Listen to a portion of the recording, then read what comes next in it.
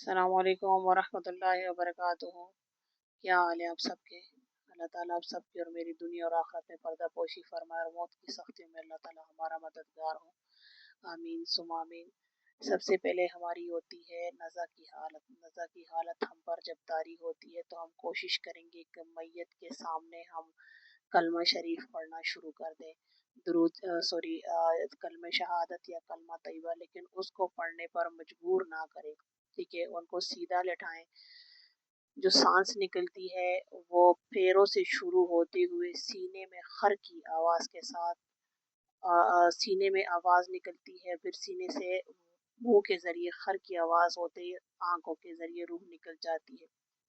अच्छा, ये कीदा बड़ा गलत है कि इसकी आंखें खुली हुई है तो ये अपनों का इंतज़ार कर रही है, और या जो भी है मामलात मतलब अपनों को देख रही है। ये ऐसा कोई मामला नहीं। इसको मरने से पहले अपना ठिकाना अपने आमाल नामे दिखा दिए जाते हैं। लिहाजा रूह को परवास करते हुए मैयत देखती है कि मेरी रूह उड़ चुकी है। उसी टाइम हमने क्या करना होगा? अगर इनका मुंह किबले की तरफ होता है तो ठीक है, करे। अगर नहीं होता तो फिर उसी तरह ही छोड़ दे जैसे है, लेकिन मजबूर ना करे कि आप खुद से पढ़े।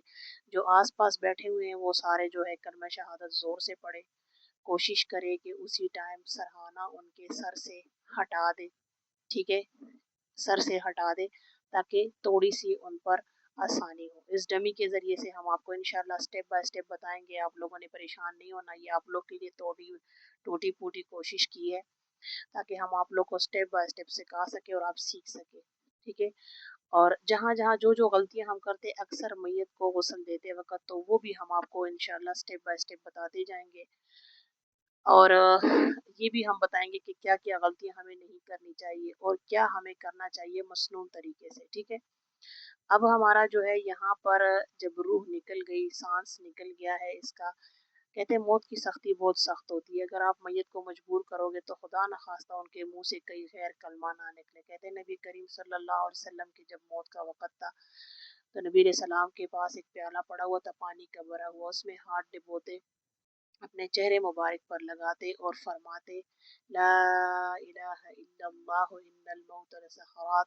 अल्लाह के सिवा कोई माबूद नहीं, इबादत के लायक सिर्फ अल्लाह है और मौत की सख्ती अल्लाह के अलावा कोई नहीं हटा सकता।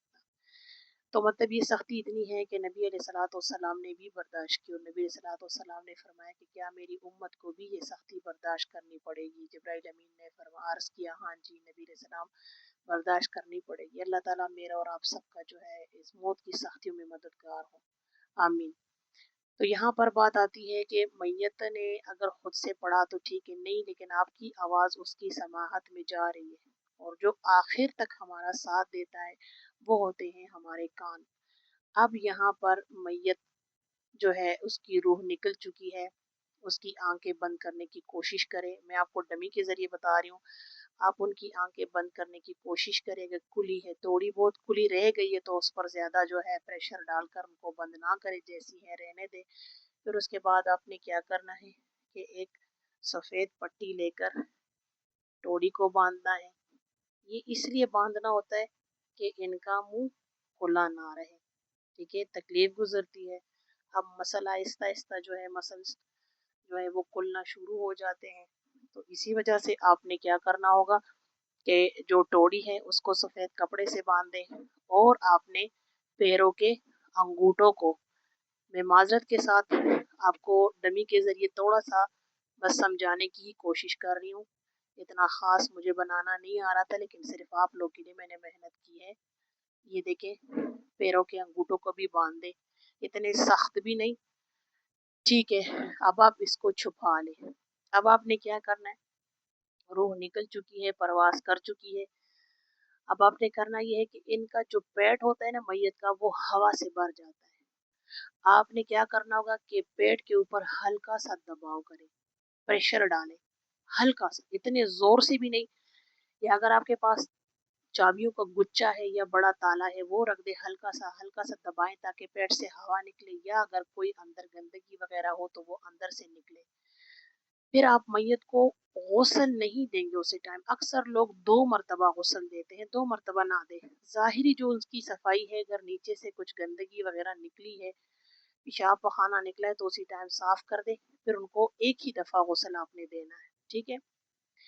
फिर आपने जो है हवा निकाली, आपने हल्का सा प्रेशर डाला, अगर आपको लगा कि हाँ मैयत की कुछ निकला है उनसे तो ठीक है, अगर नहीं निकला, हवा निकली है तो बस उसी तरह फिर छोड़ दे। अगला स्टेप आप लोगों ने क्या करना है, अब आपको बताती हूँ कि मैयत को गुस्ल देने के लिए हमें जो चीज़ें चाहिए थी वो तो स्टेप बाय स्टेप मैंने आप लोगों को बता दी थी। उसमें अब गुस्ल शुरू हो रहा है। गुस्ल में हमने लेने हैं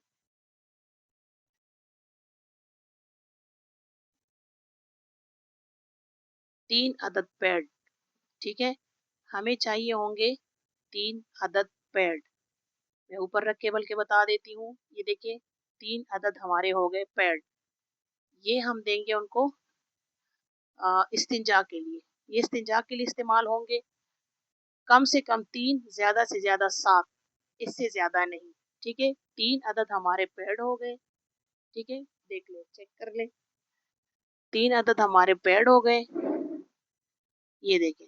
अच्छा, उसके बाद हमारे हो चुके हैं 3 अदद उपाय, ये देखें। मुंह साफ करने के लिए 3 अदद उपाय। उसके बाद हमें चाहिए होंगे 6 अदद नाक साफ करने के लिए। ये 1, ये 2, ये 3, ये 4, ये 5 और ये 6। नोट कर ले अपने साथ। 6 अदद हमें चाहिए होंगे रुई के छोटे छोटे पाए। किस लिए?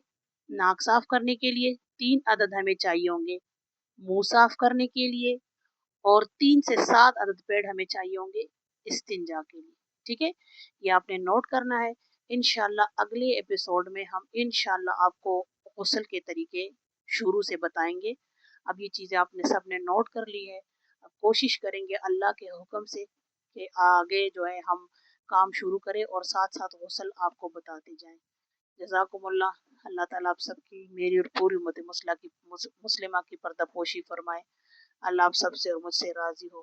अल्लाह ताला खैर आफियत वाले, सलामती वाले, रहम करम वाले मामलात सबके साथ फरमाए, और दुनिया आखिरत में अल्लाह ताला हमारा मददगार हो, हामी और नासिर हो। आमीन या रब्बुल आलमीन। अस्सलामु अलैकुम व रहमतुल्लाहि व बरकातुहू।